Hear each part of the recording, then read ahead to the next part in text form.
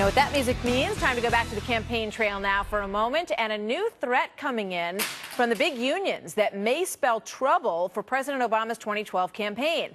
The president of the nation's largest labor federation speaking in Washington at this hour, and he's talking about this. He says the unions will indeed pull their political support from the president and any Democrats who they feel are simply not doing enough for the labor unions in this country. That, according to Trumka.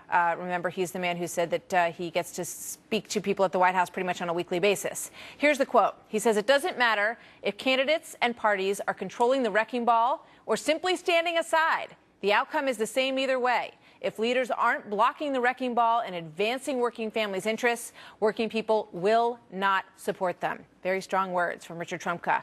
Guy Benson joins me now, radio talk show host and political editor for townhall.com, and Bernard Whitman, Democratic strategist and President Clinton pollster. Gentlemen, welcome. Good to have you both here. Thanks, Martha. Hey, Martha. Guy, welcome. What do you think about this threat from Trumka?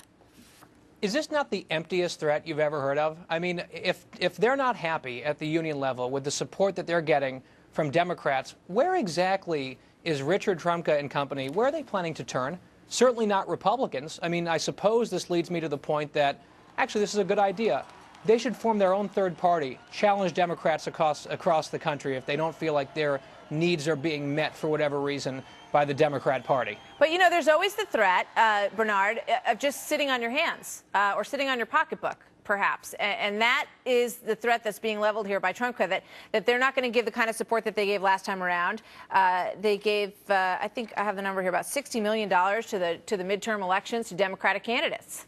Martha, I think that would be a huge mistake on the AFL-CIO's part, and I actually have to agree with my colleague Guy. You'd be hard-pressed to ask the Democratic Party and elected Democrats to do anything more to support working families, including union households, than the current elected leadership in the Democratic Party has done. I think what we need to see more of from the unions is to work in partnership with state and local governments to help control unfunded pension mandates and skyrocketing health care costs. I think it's quite clear the president put this full force of Organizing for America behind efforts in Wisconsin when Governor Walker was trying to assault the unions there. And I think the unions have a great friend in the Democratic Party, and they would be well advised to continue the support, because if not, you can see that the Republicans' only interest in unions is to strip them of collective bargaining rights and use them as a political weapon. But, you know, I mean, the unions are in an increasingly tough situation. You know, their membership has fallen dramatically. They now represent, Guy, I think 7 to 11% is a rough estimate of the American workforce.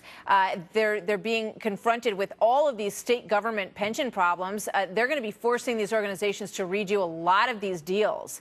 So they're really, you know, perhaps this is a desperate cry for help. Whether or not it's going to be answered remains to be seen by these politicians.